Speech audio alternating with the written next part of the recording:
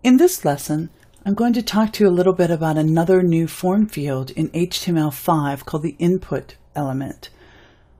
Let's go in and take a look at it. I'm in my favorite HTML editor, which is Dreamweaver, and I'm going to do a file open, going out to the lessons in chapter 5, and I'm going into the end folder and into Bridges blog, and I'm opening the contact file, which is our form.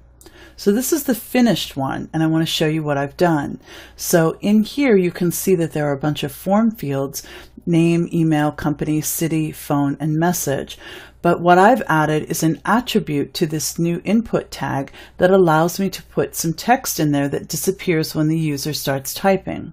So first let me preview this for you. So I'm going to preview it in my browser. And this is what it looks like. It has a nice little phrase of text in each one of those when the user clicks, so it gives them a hint of what to type. When the user clicks, that text disappears as they start entering type. Very nice. So let's go and set that up. Going back to Dreamweaver, and let's open the file from the Start folder so we can add that attribute ourselves. So I'm going to do a file open, back to chapter 5, to Start, to Bridges blog, and to the contact form. I'm going to click open. It looks exactly the same, but this one doesn't have that attribute in the tag. We're going to add it. Now, one key feature that I like about Dreamweaver is that I can use my split code. So I can actually see the code on one side and the design on the other. So I'm going to click in the field for the name, and it automatically gets highlighted in my code. So here's the input tag.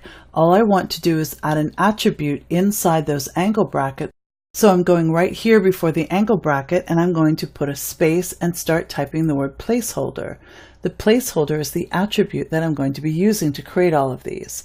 So I'm going to click enter or return to accept the placeholder, and Dreamweaver has added all the equal signs and the angle brackets, everything that I need to finish this off. All I need to do is enter the text. So I'm going to type your name here.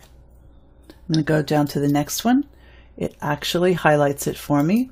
Go just before the angle bracket, space, start typing placeholder, and then just enter your email here.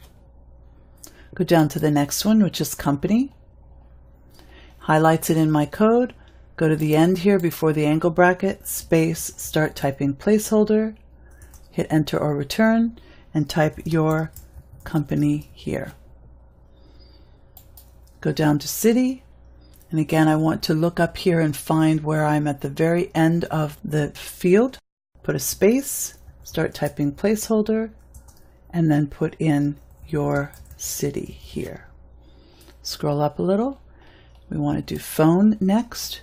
So again, going in here, space, placeholder, and then type your phone here.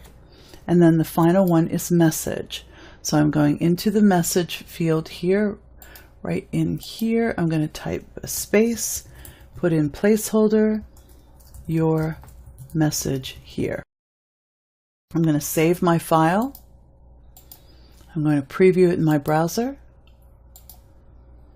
And there it is, with all of my text in place. It's a really nice feature. So that's a new HTML tag called the input tag that you can use to create a number of different things. We used it to create text fields, and then we went in and added the attribute called placeholder to give it that little text that will automatically disappear when the user clicks in that field and starts typing.